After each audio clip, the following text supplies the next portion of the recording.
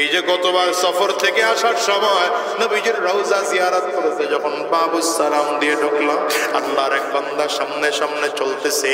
সে খুব হাঁটে ধীরে ধীরে, কোন এলাকায় বাড়ি তার জানি না, চোখ দিয়ে পানিগুলো টপ টপ করে পড়তেছে।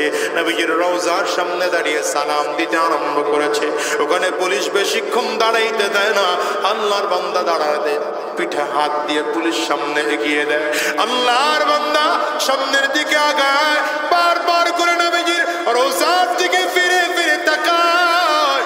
একটু দূরে গিয়া যেখান থেকে আর নবীর রওজা দেখা যায় না, শুধু সবুজ গম্বুজটুকু দেখা যায়। ওইখান থেকে সবুজ গম্বুজের দিকে তাকিয়ে তাকিয়ে তার ভাষায় সে বলতেছে, পুরোটা বুঝি নাই, যতটুকু বুঝলাম তাতে আমার কাছে মনে হলো। আল্লাহর বান্দা ওখানে দাঁড়ায় দাঁড়ায় ডেকে বলে, ওগো মালিক,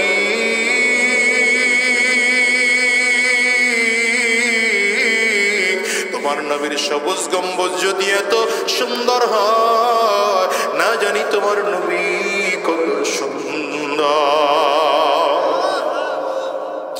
মক্কার কত বড় বড় কাফির নবীরে দেখলো, মদিনার কত কাফিররা নবীরে দেখলো।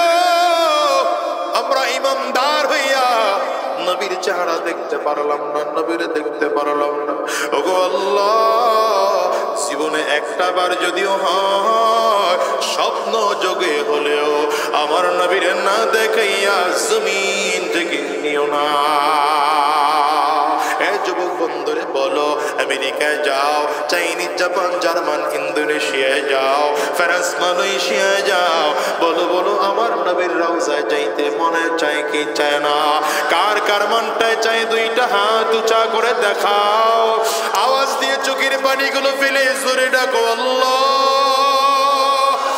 আরো জোরে ডাকো আল্লাহ। জবান খুলে চিল্লায় ডাকো আল্লাহ, আর চোখের পানিগুলো ফেলে ডাকো আল্লাহ। দয়ার মালিক,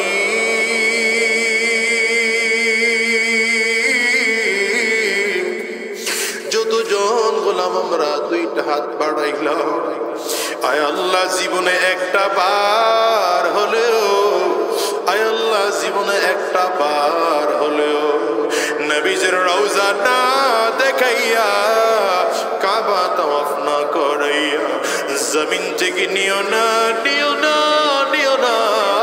চিল্লা বলো আমিন। মনের মাধুরী মিশিয়ে হৃদয়টা উজাড় করে করে বলো, মনে বড় আশা ছিল। বলো না, দিল থেকে বলো না, মালিক চাইলে কবুল করতে কতক্ষণ লাগে। বলো, মনে বড় আশা ছিল। বলো, মনে বড় আশা ছিল, যাব মদিনা। সালাম আমি করব গিয়ে, বলো সালাম নবীর রওজা।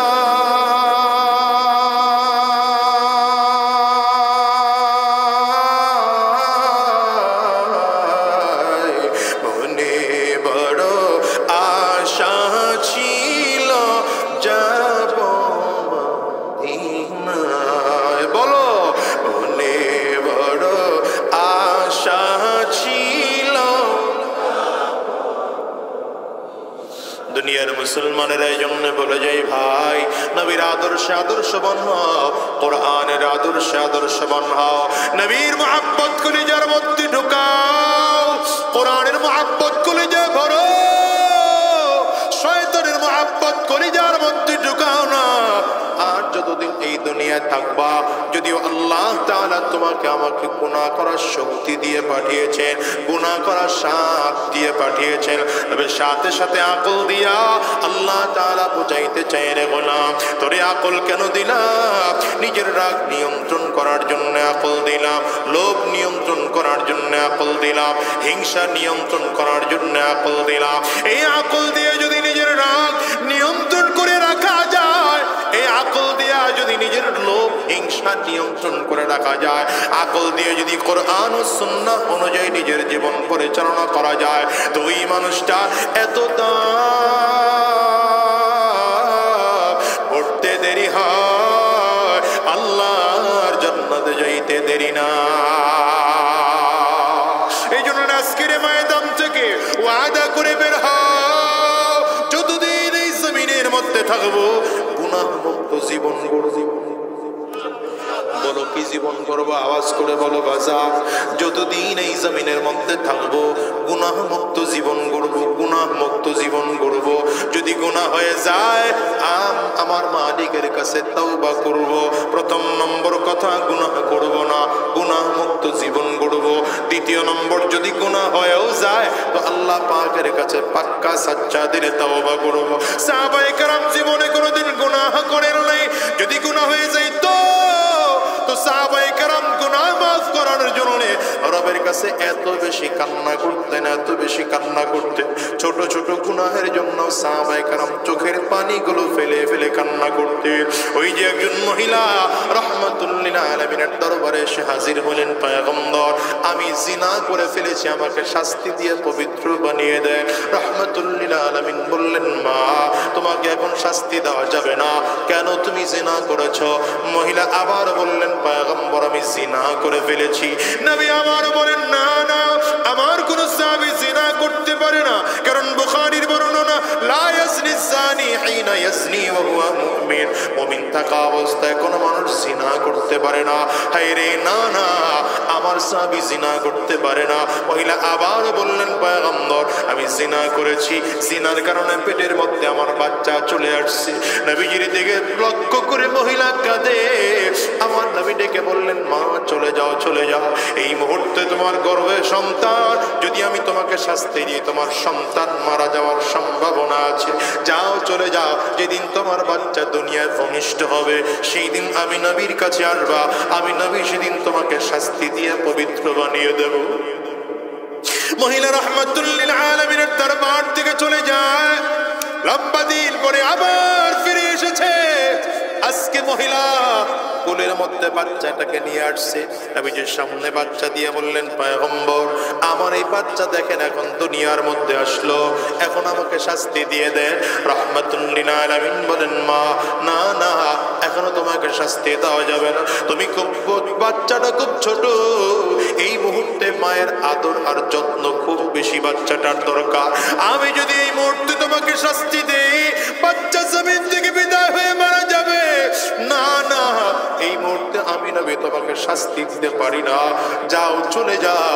যেদিন বাচ্চা এতটুকু বড় হবে, নিজের খানা নিজে খাইতে পারে, নিজের চলা নিজে চলতে পারে, সেই দিন আমি নবীর কাছে আসবা, আমি নবী সেদিন তোমাকে শাস্তি দিয়ে পবিত্র বানিয়ে দেব। মহিলা নবীর দরবার থেকে বের হয় আর চোখের পানিগুলো ফেলে ফেলে কাঁদে আর ডেকে বলে, আর হায়াতে বেঁচে থাকবো কিনা জানি না, যদি আমি হায়াতে বেঁচে না থাকি তাইলে আমি জিনার শাস্তি দুনিয়ায় ভোগ করে বিদায় হতে পারলাম না, আমার কবর তো আযাব হবে, সহ্য করতে পারবো না। আল্লাহ আমার হায়াতটা বাড়া দাও, যেন হায়াত আরো বেশি থাকে, নবীর কাছ থেকে যেন শাস্তি নিয়ে আমি পবিত্র হয়ে জমিন থেকে বিদায় নিতে পারি। লম্বা কথা, মহিলা লম্বা দিন পরে আবার ফিরে আসছে। আজকে নবীজির সামনে হাতে করে কোলে করে নিয়ে আসে নাই, কোল থেকে নামাইয়া হাতে ধরে ধরে হাঁটায় হাঁটায় বাচ্চাটাকে নিয়ে আসতেছে। বাচ্চা দূর থেকে সাহাবায়ে কেরাম তাকিয়ে দেখেন বাচ্চা হাঁটে। বড় চালাকি করে একটা রুটি বাচ্চার হাতে ধরিয়ে দিয়েছে, বাচ্চাটা রুটি চাবায়া চাবায়া খায়। নবীজির সামনে এনে ডেকে বললেন, পয়গম্বর এই বাচ্চার দিকে আমার তাকিয়ে দেখেন, এখন বাচ্চা একা একা চলতেও পারে, ও নিজের খানা খাইতেও পারে, আমার শাস্তি দিয়ে দেন, পবিত্র বানায় দেন, আমি গুনাহ নিয়ে মরতে চাই না, ওই কবরের আযাব মরতে সহ্য করতে পারবো না, আমার শাস্তি দিয়ে পবিত্র বানিয়ে দেন নবী। রাহমাতুল লিল আলামিন সাহাবায়ে কেরামদেরকে বলেন, তাড়াতাড়ি করো, এই মহিলার জন্য সুন্দর করে গর্ত তৈরি করো, কোমর পর্যন্ত গর্তের মধ্যে গেড়ে দাও। মহিলা বিবাহিতা ছিল, বিবাহিতা জিনাকারীর শাস্তি হলো কোমর পর্যন্ত মাটির মধ্যে গেড়ে পাথর নিক্ষেপ করতে হয়। ইসলামের বিধান অনুযায়ী সাহাবায়ে কেরামদেরকে নবী পাথর নিক্ষেপ করার জন্য বললেন। একটা একটা পাথরের আঘাত রক্তের ফোঁটাগুলো গড়িয়ে গড়িয়ে জমিনের মধ্যে পড়ে। পাথরের আঘাতের কারণে রক্তের একটা ফোঁটা একজন সাহাবীর হাতের মধ্যে এসে লেগে যায়। সাহাবী বারবার রক্তের ফোঁটা মুছতেছে আর বলে আফসোস, একজন জিনাকারিনী মহিলার রক্ত আমার শরীরের মধ্যে এসে লাগলো। কথা নবী শুনে ফেলেছে, ধমক দিয়ে বলেন সাহাবী সাবধান, এই মহিলাকে এখন আর জিনাকারিনী বলবা না, এই মহিলাকে এখন খারাপ মহিলা বলবা না। যদিও মহিলা শয়তানের ধোঁকায় পড়ে অন্যায় করেছে, জিনা করেছে, কিন্তু আমার মালিকের কাছে এমন পাক্কা সচ্চা দিলে তওবা করেছে। এই মহিলার তওবা যদি গোটা মদিনাবাসীকেও ভাগ করে দেওয়া হয়, আমার আল্লাহ সব গুনাহগারের গুনাহগুলো মাফ করে দিবে।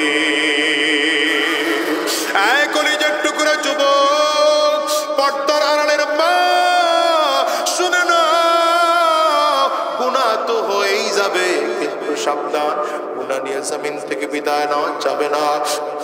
هو الذي بعث في الأميين رسولا منهم يتلو عليهم آياته ويزكيهم ويعلمهم الكتاب والحكمة وإن كانوا من قبل لفي ضلال مبين।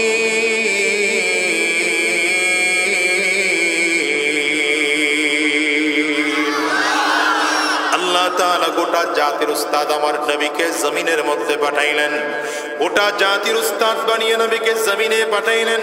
কেমন নবী আমার উস্তাদ?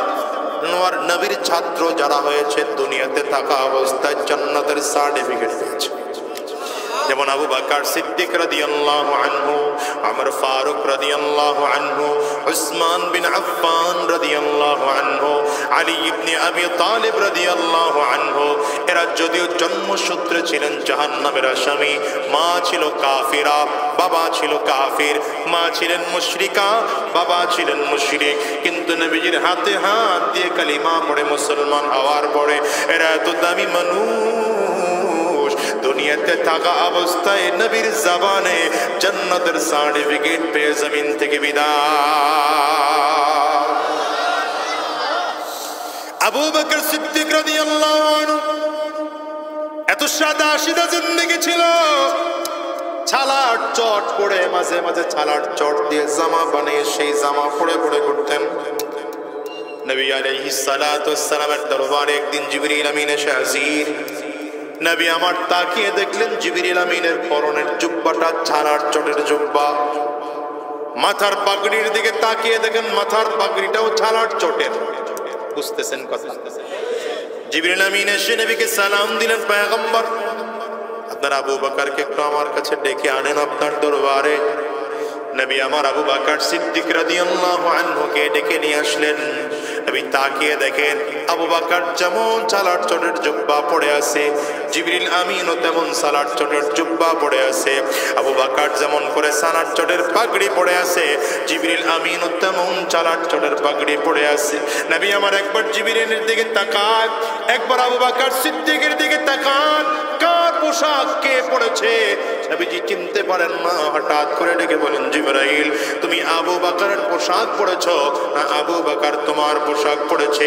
জিবরিল আমিন বলেন, পয়গম্বর আমার পোশাক কেন আবু বকর পরবে, বরঞ্চ আমি জিবরিলই তো আবু বকরের পোশাক পড়েছি। শুধু আমি একা নয়, আসমানের সব ফেরেশতারা আজকে খুশি হইয়া আসমানের মধ্যে আল্লাহর নির্দেশে আবু বকরের পোশাক পরে আছে। কেন এমন পোশাক পরে আছে? নবী আমার আবু বকর সিদ্দিকের দিকে তাকিয়ে আছেন। আবু বকর সিদ্দিক মক্কার জমিনের সবথেকে বড় ব্যবসায়ী ছিলেন। মক্কার বাজারের সবথেকে দামি ব্যবসায়ী গুলো আবু বকর সিদ্দিক ছিলেন। দামি কাপড় দিয়ে, দামি কাপড়গুলো দিয়ে আবু বকর সিদ্দিক জামা বানাইতেন। মক্কার বড় বড় ব্যবসায়ীরা আবু বকর সিদ্দিক রাদিয়াল্লাহু আনহুর থেকে ব্যবসার পরামর্শ নিতেন, কারণ সফল একজন ব্যবসায়ী ছিলেন আবু বকর সিদ্দিক রাদিয়াল্লাহু আনহু। এই দামি মানুষ মানুষ আজকে ছালার পোশাক পরে পরে ঘুরে, বরণের মধ্যে ছালার চট, মাথার মধ্যেও ছালার চট। রাহমাতুল লিল আলামিন আবু বকর সিদ্দিকের দিকে তাকিয়ে তাকিয়ে কান্না করেন। এই তো সেই আবু বকর যে ইসলাম গ্রহণ করার কারণে সব নবীর জন্য খরচ করেছে, সব নবীর জন্য দান করেছে, সব দ্বীনের জন্য দান করে করে করে করে আজ এত গরীব, নিজের একটা দামি কাপড় নাই যে দামি কাপড় দিয়ে জামা বানাবে। রাহমাতুল লিল আলামিনের দিকে লক্ষ্য করে আবু বকর সিদ্দিক বলেন, পয়গম্বর, গোটা দুনিয়ার মধ্যে আমি নবীর কাছে, আমি আবু বকরের কাছে প্রিয় জিনিস হলো তিনটা। এর মধ্যে এক নম্বর প্রিয় আন-নাজরু ইলা ওয়াজহি রাসূলিল্লাহ, পয়গম্বর আপনার সুন্দর চেহারার দিকে তাকিয়ে থাকা আমার কাছে প্রিয়। দ্বিতীয় নম্বর ইনফাকু মালি আলা রাসূলিল্লাহ, আমার যত সম্পদ আছে সব সম্পদগুলো আপনার জন্য খরচ করা আমার কাছে বড় প্রিয়। পয়গম্বর আমার তিন নম্বর প্রিয়, আমার একটা বাচ্চা মেয়ে আছে, আমার বারবার করে মনটায় চায় আমার আয়েশাকে আপনার কাছে বিয়ে দেব। নবী আমার কোনো কথা বলেন না, চুপ করে বসে আছেন, হ্যাঁ বলেন না, নাও বলেন না, কারণ মাত্র 6 বছর বয়স তখন আম্মা জান আয়েশা সিদ্দিকা রাদিয়াল্লাহু আনহা কি বলবেন নবীজি, হ্যাঁ বললেও সমস্যা, না বললেও সমস্যা। নবীজি চুপচাপ করে অপেক্ষা করতেছেন। হঠাৎ করে আল্লাহ তাআলা জিবরিল আমিনকে পাঠিয়ে দিলেন। হযরত জিবরাইল হাতের মধ্যে একটা রেশমি রুমাল নিয়ে এসেছে, নবীজির দরবারে রেশমি রুমালটা ডেকে রেখে বললেন, পয়গম্বর আল্লাহ তাআলা বলেছেন এই রেশমি রুমালটার মধ্যে নাকি একটা মেয়ের ছবি আছে। আল্লাহ বলেছেন যদি আপনার পছন্দ হয় বিয়ের প্রস্তাব আমার আল্লাহ নিজে দিয়ে পাঠাইছে। নবী আমার রেশমি কুমার রুমালটা খুলে ডাকলেন, আবু বকর এই ছবিটা কার? আবু বকর সিদ্দিক বলেন, পয়গম্বর এটা আল্লাহর কসম আমার মেয়ের ছবি। নবী আমার বলেন, এইবার তোমার মেয়েটা ছোট না বড়, ভালো না মন্দ, সুন্দর না অসুন্দর দেখার কোনো প্রয়োজন নাই, আমি নবী বিয়ে করার জন্য তৈয়ার। এই আবু বকর সিদ্দিক নবীর জন্য দান করে করে আজকে গরিব, আজকে অবস্থা তো খারাপ, দামি পোশাক পরার মতো কাপড় নাই, চালার চট করে আবু বকর সিদ্দিক রাদিয়াল্লাহু আনহু রাস্তায় চলেন। জিবরিল আমিন নবীজির সামনে দাঁড়িয়েছেন, পয়গম্বর আজকে আপনার কাছে কেন আসলাম জানেন? যখনই আপনার কাছে আসি কোনো ওয়াহী নিয়ে আসি, আল্লাহর পক্ষ থেকে কোনো কোরআনের আয়াত নিয়ে আপনার দরবারে হাজির হই, আপনার জন্য কোনো হাদিস নিয়ে হাজির হয়ে যাই, আপনার জন্য কোনো বার্তা নিয়ে হাজির হয়ে যাই, কিন্তু আজকে আপনার কাছে এসেছি আল্লাহ তাআলা আবু বকর সিদ্দিক রাদিয়াল্লাহু আনহুকে সালাম বলেছে, আল্লাহর সালামটা আবু বকরের কাছে পৌঁছিয়ে দেওয়ার জন্য আজকে জিবরাইল জমিনে আসছি। এবার জিবরিল আমিন আবু বকর সিদ্দিককে লক্ষ্য করে বলেন, শোনো আবু বকর, আল্লাহ পাকের পক্ষ থেকে তোমাকে সালাম জানানো হলো, ইন্নাল্লাহা ইয়াকরাউ আলাইকা সালাম ইয়া আবু বকর, এই আবু বকর আল্লাহ পাকের পক্ষ থেকে তুমি সালাম গ্রহণ করো, রাহমাতুল লিল আলামিন। এবার আবু বকর সিদ্দিক রাদিয়াল্লাহু আনহুকে লক্ষ্য করে বলেন, এই রে আবু বকর, ইন্নী লাআরাফু রাজুলান বিইসমিহি ওয়া বিইসমি আবিহি ওয়া উম্মিহি লায়াতি বাবাম মিন আবওয়াবিল জান্নাহ ফায়ুকালু লাহু মারহাবান মারহাবা। সাবিরা শোনো, আমি এমন একজন লোকের নাম জানি, তার বাবার নামটাও জানি, মায়ের নামটাও জানি, বংশ পরিচয় আমি নবী ভালো করে জানি। এই লোকটা যখন কিয়ামতের ময়দানে জান্নাতের গেট দিয়ে ঢুকতে থাকবে, জান্নাতি ফেরেশতারা লোকটাকে আমন্ত্রণ নিমন্ত্রণ জানানোর জন্য দুই দিক দিয়ে কাতার করে ফেরেশতারা দাঁড়িয়ে যাবে, মাঝখানে লাল কালি চাবে ছাবে। আল্লাহর বান্দা যখন জান্নাতের গেট দিয়ে ঢুকতে থাকবে, জান্নাতি ফেরেশতারা মারহাবা মারহাবা বলে নিমন্ত্রণ জানাবে। সাহাবায়ে কেরাম অপেক্ষায় আছেন, নবী নাম বলবেন, রাহমাতুল লিল আলামিন নাম বলেন না। হঠাৎ করে সালমান ফারসি রাদিয়াল্লাহু আনহু দাঁড়িয়েছেন, পয়গম্বর এমন দামি মানুষটা কে, যেই মানুষটা জান্নাতে গেলে তার এত সম্মান, আমরা তার একটু নাম জানতে চাই। নবী আমার ডেকে বললেন, নামটা জানতে চাও? তাইলে জেনে না, লোকটার কেউ নয়, লোকটা আমার সাহাবী আবু বকর। আল্লাহু আকবার, চিৎকার করে জোরে বলো, আরো জোরে বলো, আল্লাহু আকবার। হ্যাঁ, তারও মানুষ, তুমি আর আমিও মানুষ। দেখো তো কত নরমাল জিন্দেগি আবু বকর সিদ্দিক রাদিয়াল্লাহু আনহু ছিল। এই এই এই এই ছেলে,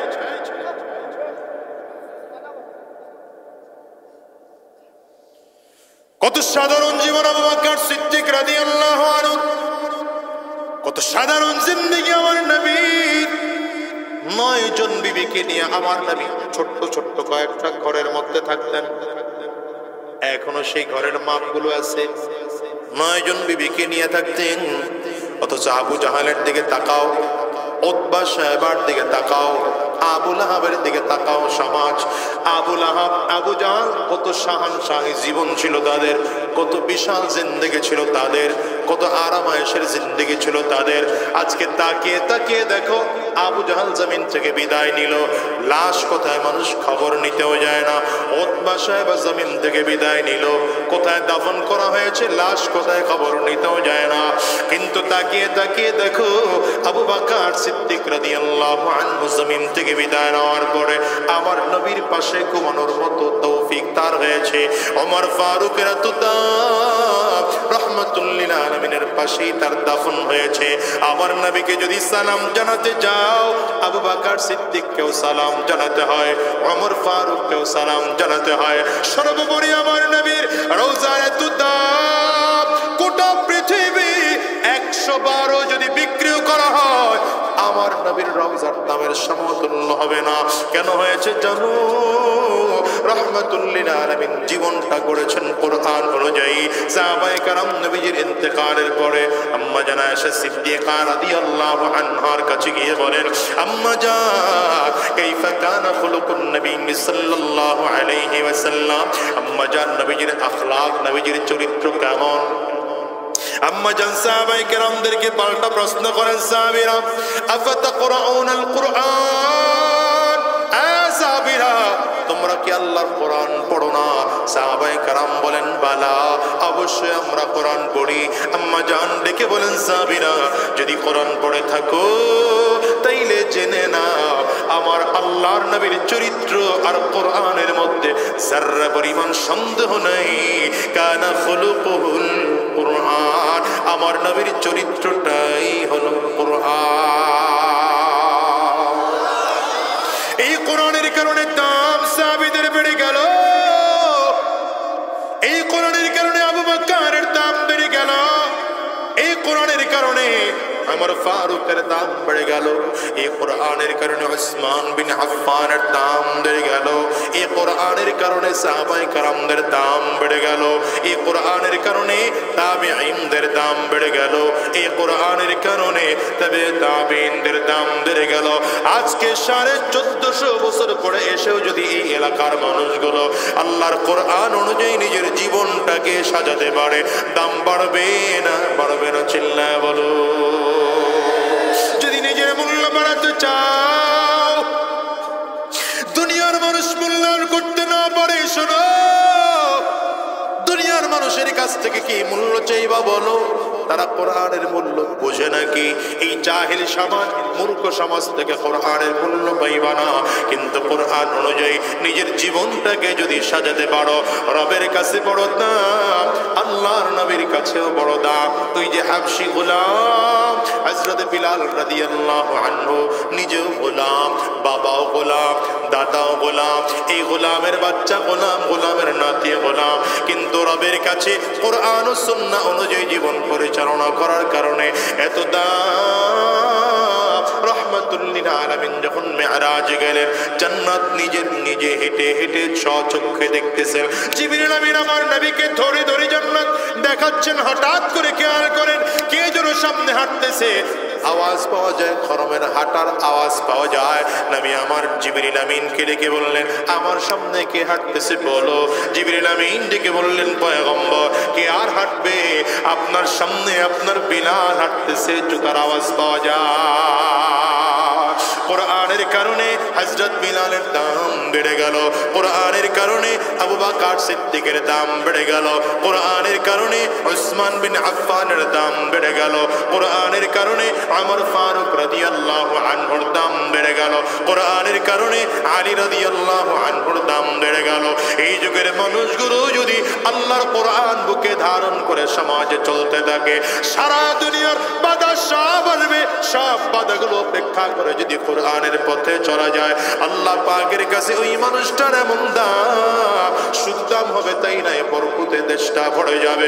রব্বে করিম বলেন, ওয়ালাউ আন্না আহলাল কুরা আমানু ওয়াত্তাকাউ লাফাতাহনা আলাইহিম বারাকাতিন মিনাস সামাই ওয়াল আরদ। আল্লাহ রাব্বুল আলামিন বলেন, আমার কোন বান্দা যদি, কোন এলাকার মানুষ যদি আমার আল্লাহ পাকের উপরে ঈমান আনে, তাকওয়া গ্রহণ করে, কোরআন ও সুন্নাহ অনুযায়ী জীবন চালায়, আমি আসমান ও জমিনে সব বরকতের দরজাগুলো তার জন্য খুলে দেব। চিল্লায় বলা যাবে না আল্লাহু আকবার? এই জন্য বলি, নবীর পক্ষে থাকবা না বেঈমানদের পক্ষে থাকবা? আয় জোরে বলো, নবীর পক্ষে থাকবা না বেঈমানদের পক্ষে থাকবা? বলো। ওই নবীর রওজার দিকে তাকাও, আজকে নবীর রওজার কত দাম, গোটা দুনিয়াটা বিক্রি করলেও নবীর রওজার সমতুল্য হয় না। আবু জাহেলের কবর জিয়ারত করার জন্য কেউ যায় না, উতবা সাহেবের কবর কোথায় জানেও না, কিন্তু আমার নবীর রওজা জিয়ারত করার জন্য কত পাগল মদিনায় যায়, কত পাগল চোখের পানিগুলো ছেড়ে ছেড়ে আমার নবীর রওজায় দাঁড়িয়ে দাঁড়িয়ে কান্না করে। সমাধান চাও যদি জীবনে মরণে, ফিরে যাও খুঁজে নাও চোখ রাখো কোরআনে। সমাধান চাও যদি জীবনে মরণে, ফিরে যাও খুঁজে নাও চোখ রাখো কোরআনে। ঠিক না? তবেই পাবে সুখ শান্তির ঠিকানা, তবেই পাবে সুখ শান্তির ঠিকানা, মেনে যদি নাও তুমি মনে প্রাণে। সমাধান বলেন, সমাধান চাও যদি জীবনে মরণে, ফিরে যাও খুঁজে নাও চোখ রাখো কোরআনে। এই যে চির অম্লান চির মুক্তির ডাক, এই যে মহাবাণী খোদারি কালামে পাক, এই যে চির অম্লান চির মুক্তির ডাক, এই যে মহাবাণী খোদারি কালামে পাক। এই দুনিয়ায় আর সেই দুনিয়ায়, এই দুনিয়ায় আর সেই দুনিয়ায়, শান্তি পাবে তুমি দো জাহানে।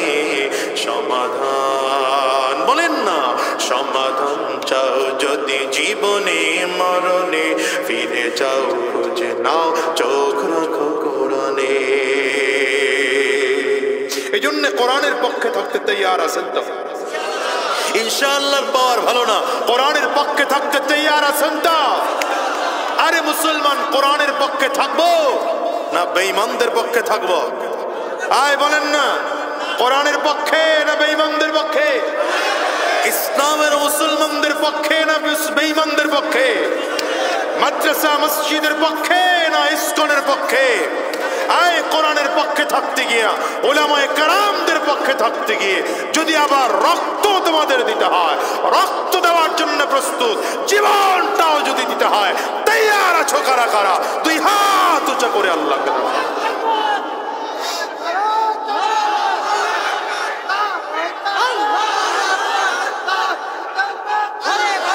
আমার ভাইরা, এখন তো আলেমরা রাজনীতি করলে, আলেমরা কথা বললে, একদল আবার এমন আছে যারা আলেমদেরকে মৌলবাদ বলেও গালি দেয়।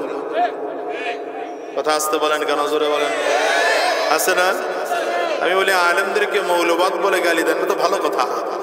মৌলবাদ বলে গালি দেওয়া মানে হচ্ছে আমরা মূলের উপরে আছি। কথা বলে না? আমরা এক আল্লাহ বিশ্বাস করি। আমরা নবী মুহাম্মদুর রাসূলুল্লাহ সাল্লাল্লাহু আলাইহি ওয়াসাল্লামকে নবী বলে মানি। আমরা তো মূলের উপরে আছি। আমাদেরকে মৌলবাদ বলে গালি দেন, কোনো অসুবিধা নাই। যদি বলা হয় যে মৌলবাদীদের ক্ষমতায় আসতে দেওয়া হবে না, তখন বলতে হবে এটা না, মৌলবাদীরাই ক্ষমতায় থাকবে, নাস্তিক মনা মানুষ ক্ষমতায় টিকতে পারবে না। দুই হাত উঁচা করে বলেন, দুই হাত উঁচা করে বলেন। থাকবে কারা? মৌলবাদীরা ক্ষমতায় থাকবে, মুসলমানরা ক্ষমতায় থাকবে। যে দেশে 92% মুসলমান, যে দেশে 92% মুসলমান, যে দেশে লক্ষ মাদ্রাসা, যে দেশের লক্ষ মসজিদ, সেই দেশে কোরআনের পক্ষেই কথা বলা হবে, ইসলামের পক্ষেই কথা বলা হবে। ঠিক কিনা? আওয়াজ করে বলো। জিন্দাবাদ জিন্দাবাদ ইসলামী মৌলবাদ, মূল ছাড়া সব ভ্রান্তবাদ, মুর্দাবাদ মুর্দাবাদ, জিন্দাবাদ জিন্দাবাদ। রাগ করতেছেন আপনারা? জিন্দাবাদ জিন্দাবাদ ইসলামী মৌলবাদ, মূল ছাড়া সব ভ্রান্তবাদ, মুর্দাবাদ মুর্দাবাদ, জিন্দাবাদ জিন্দাবাদ। দুপাওয়ালা পশুর মানুষ থেকে পড়ছে বাদ, শত্রুর বলি শিখে নিজের বাপকে বলছে মৌলবাদ। দুপাওয়ালা পশুর মানুষ থেকে পড়ছে বাদ, শত্রুর বলি শিখে নিজের বাপকে বলছে মৌলবাদ। জন্ম মৃত্যু সবই ওদের, মূল ছাড়া তাই নাই ঠিক, ধর্মে নাস্তিক জন্মে যার ছুটছে ওরা দিক বিদিক। মূল ছাড়া সব পরগাছা আর রুশ ভ্রান্ত মতবাদ, মানুষ নাকি বানর জাতি ডারউইনের ভ্রান্তবাদ। জিন্দাবাদ জিন্দাবাদ ইসলামী মৌলবাদ, মূল ছাড়া সব ভ্রান্তবাদ, মুর্দাবাদ মুর্দাবাদ, জিন্দাবাদ জিন্দাবাদ। এই জন্য থাকবো ইসলামের পক্ষে। কিসের পক্ষে বলেন? কার পক্ষে? আরো জোরে বলেন, কিসের পক্ষে? আমি এই জন্য বলেছিলাম, নবীর আদর্শে যত নেতা আছে সেই নেতা মানি, যেই নেতায় নবীর আদর্শ নাই ওই নেতা পারেন নাই। সাহস করে সবাই বলতে না, যেই নেতার নবীর আদর্শ নাই ওই নেতা মানি না, যেই নেতায় নবীর আদর্শ আছে ওই নেতা মানি। ঠিক কিনা বলেন? কারণ আমাদের আসল নেতা হচ্ছেন নবী মুহাম্মদুর রাসূলুল্লাহ। চিৎকার করে জোরে বলেন সাল্লাল্লাহু আলাইহি ওয়াসাল্লাম। তোমার নেতা আমার নেতা, বলেন তোমার নেতা আমার নেতা বিশ্ব নবী মুস্তাফা। পারবেন স্লোগান দিতে? বলেন তোমার নেতা আমার নেতা, তোমার নেতা আমার নেতা। আমরা সবাই রাসূল সেনা, ভয় করি না বুলেট বোমা। আমরা সবাই রাসূল সেনা, আমরা সবাই রাসূল সেনা, ভয় করি না বুলেট বোমা। পারবেন না স্লোগানটা দিতে? স্লোগান শিখাইলাম, স্লোগান এখনো দেই নাই। কাশি দেন, গলা ক্লিয়ার করেন, ভালো করে কাশি দেন। মুসলমানের ভিতরে কুফর ঢুকছে, কলিজায় শিরিক ঢুকেছে, বিদআত ঢুকেছে, জন্য ঈমানের আওয়াজ দিতে মুসলমানদের কলিজায় আঘাত লাগে। বলেন না কেন? বলেন না কেন? তোমার নেতা আমার নেতা বিশ্ব নবী মুস্তাফা, এটা কোনো দলীয় স্লোগান? কথা বলেন না তো আপনারা? কোনো ব্যক্তির স্লোগান? এটা মুসলমানদের কলিজার স্লোগান। ঠিক কিনা বলেন? জন্য নেতা মানলে নবীর আদর্শের নেতা মানো, শান্তি এমনি প্রতিষ্ঠা হবে, এমনি শান্তি চলে আসবে। ঠিক কিনা বলেন? আয় জনে বলেন ঠিক কিনা? আওয়াজ করে বলেন। কাশি দিচ্ছেন, গলা ক্লিয়ার করছেন? হ্যাঁ, জীবনে তো অনেক নেতাদেরকে খুশি করার জন্য স্লোগান দিলেন, আজকে নবীকে খুশি করার জন্য একটা স্লোগান দেব। তাই হাত উঁচা করে নেই, ভালো করে হাত উঁচা করেন। ডানে আর বামে তাকিয়ে দেখেন, হাতকে তুলে নাই, মোহাব্বত করে হাত দুটো তুলে দেন। মাঝখানে অনেকে আছে যারা ক্লিয়ার করে হাত তুলে নেয়, অল্প অল্প করে হাত তুলছে। হাতগুলো মুঠ করেন, ঝাঁকি দেন, শরীরের মধ্যে একটা স্পিড আসুক। দেন, ঝাঁকি দেন, ভালো করে ঝাঁকি দেন। এবার শরীরের যতটুকু আওয়াজ আছে, কণ্ঠের যতটুকু পাওয়ার আছে, পুরোটা পাওয়ার ছেড়ে দিয়ে একটা তাকবীর দেব। মুসলমান রেডি? হয় না? রেডি? আরো জোরে রেডি? নারে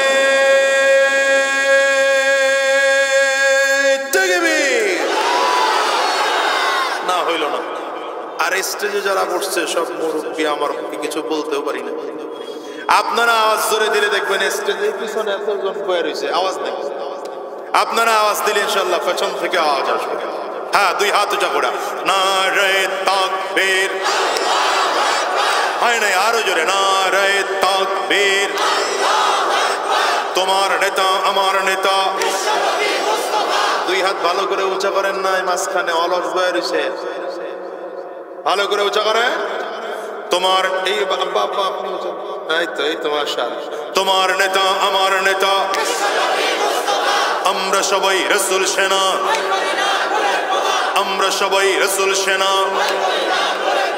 নারে তাকবীর, আরো জোরে নারে তাকবীর। কোরআন সুন্নাহর আলো, কোরআন সুন্নাহ যেখানে, আমরা আছি সেখানে, আলেম ওলামা যেখানে, পীর বুজুর্গ যেখানে, দিয়েছি তো রক্ত, দিয়েছি তো রক্ত, রক্তের বন্যায় নারে তাকবীর। স্লোগান নিয়ে ময়দানে নামেন, কোন বেঈমান টিকতে পারবে না। কথা বলেন ঠিক কিনা বলেন? দেখেন নাই 5 আগস্ট, 4 আগস্ট, 3 আগস্ট আমার ছাত্ররা যখন স্লোগান দিয়ে নেমেছে, কোন জালিম এদেশে টিকতে পারে নাই, জমিন থেকে হেঁটে যাওয়ার সুযোগ হয় নাই, উড়ে পালাতে হয়েছে। আয় দুই হাত উঁচা করে চিল্লা বলো ঠিক না বেঠে? ভাইরা আমার, আল্লাহ তাআলা দামি জাতি হওয়ার জন্য 1 নম্বর আকল দিয়েছেন, 2 নম্বর আকলকে পরিচালনার জন্য আল্লাহ কোরআন দিয়েছেন, ঠিক না? কোরআন বুঝার জন্য কাকে পাঠিয়েছেন? নবী মুহাম্মদুর রাসূলুল্লাহ। চিৎকার করে জোরে বলেন সাল্লাল্লাহু আলাইহি ওয়াসাল্লাম। কেমন নবী পাঠাইলেন? যেই নবী উস্তাদ, কেমন উস্তাদ? তার কাছে যারা পড়েছে আল্লাহর নবী তাদেরকে জান্নাতের সার্টিফিকেট দিয়েছে। আরো জোরে বলা যাবে না? আরো জোরে বলা যাবে না? ওয়াল্লাযী বা'আথা ফিল উম্মিয়িনা রাসূলা